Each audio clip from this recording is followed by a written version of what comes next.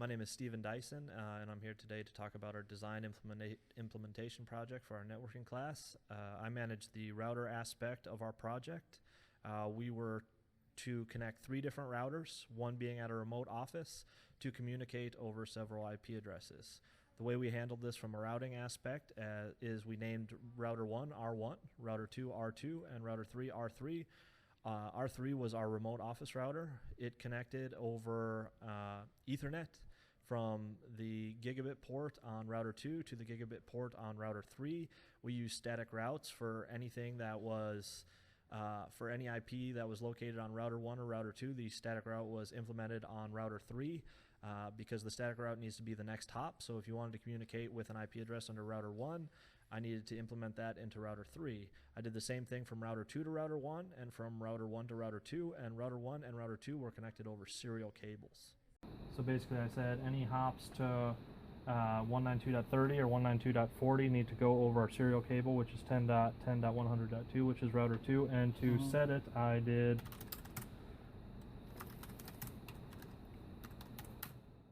and then it is IP route, IP address, subnet mask, destination.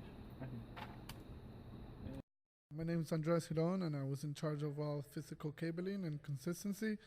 After Dyson was done connecting and routing everything, I was letting him know where each route and all the switches became to each physical port and what consoles port were going to what physical port.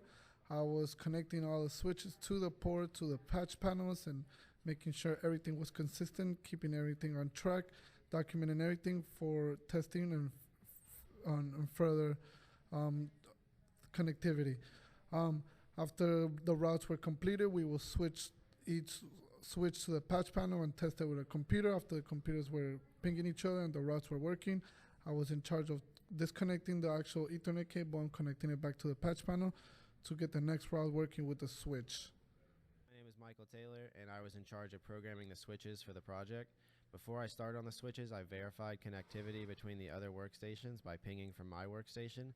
Once that was done, I connected to the switch through serial and PuTTY and set up port interfaces and IP addresses for the switches.